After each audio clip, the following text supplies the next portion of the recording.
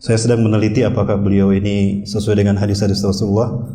Beberapa hal sudah sesuai dengan hadis Rasulullah SAW. Ya, namanya Muhammad, ayahnya Abdul Karim bukan Abdullah ya. Muhammad Qasim bin Abdul Karim. Dia lahir di Pakistan. Dan beliau ini profilnya Muhammad Qasim bin Abdul Karim, namanya Muhammad Qasim, lahir di Lahore, Pakistan tanggal 5 Juli 1976. Berarti satu usia dengan saya, 45 tahun.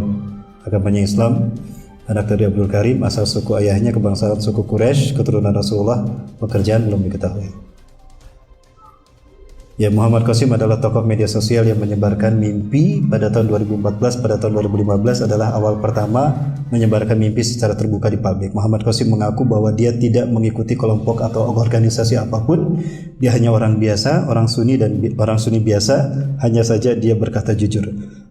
Muhammad Qasim mendapatkan mimpi ilahi di mana Allah Subhanahu wa taala dan Nabi Muhammad ada di dalam mimpinya. Allah lebih dari 500 kali, bahkan 800 kali Allah berfirman kepadanya dalam mimpi.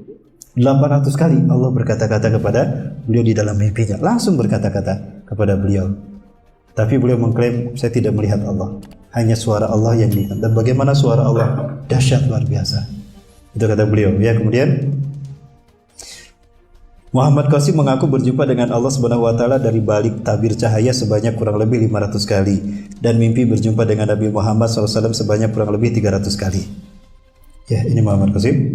Kemudian profil berikutnya. Pertama kali Muhammad Qasim mendapatkan mimpi ilahi di mana Allah Subhanahu wa taala dan Nabi Muhammad SAW ada di dalam mimpinya sejak berusia 12 tahun 1988.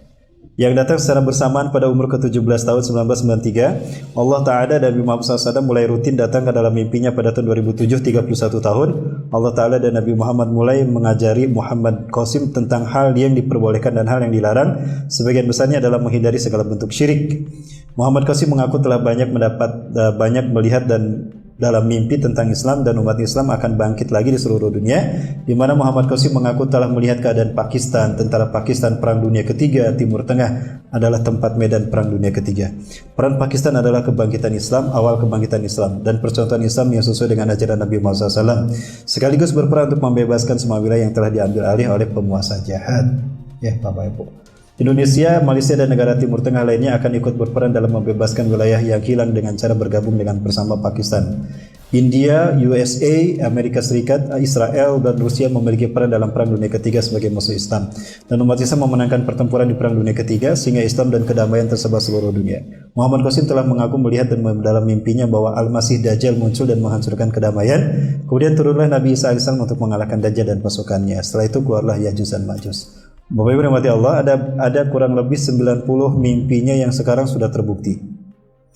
Menurut grup Gaza, Gerakan Akhir Zaman, yang mereka siap berbaiat kepada Muhammad Qasim sebagai Imam Mahdi. Ya, di antara pengikutnya di seluruh Indonesia dan Asia Malaysia, dan di Bandung ada pengikutnya dan dia pernah hadir di kajian saya. Sementara itu para sekalian rahmati Allah, terkait dengan Muhammad Qasim, apakah beliau Imam Mahdi? Saya tidak tahu. Kalau Allah takdirkan beliau ternyata dibaiat di Mekah dan beliau Imam Mahdi, wajib bagi saya dan bagi kita untuk berbaiat padanya. Tapi kan sekarang belum dibaiat. Ya, Raja Salman pun masih ada. Ya, belum ada pertumpahan darah di Masjidil Haram, belum ada kan? Gara setelah wafatnya Raja Salman atau 3 putra yang mahkota. Dan apakah Raja Salman yang dimaksudkan Rasulullah? Itu pun kita belum tahu. Ya. Ada salah satu pengamatannya bahwa pandemi COVID-19 ini akan menyebabkan meledaknya dunia di akhir 2021. Itu pendapat mereka, pengamatan mereka. Silakan. Ya, kalau tidak salah itu saya dengar itu. Ya, dan kita serahkan segala urusan kita kepada Allah Azza wa Jalla.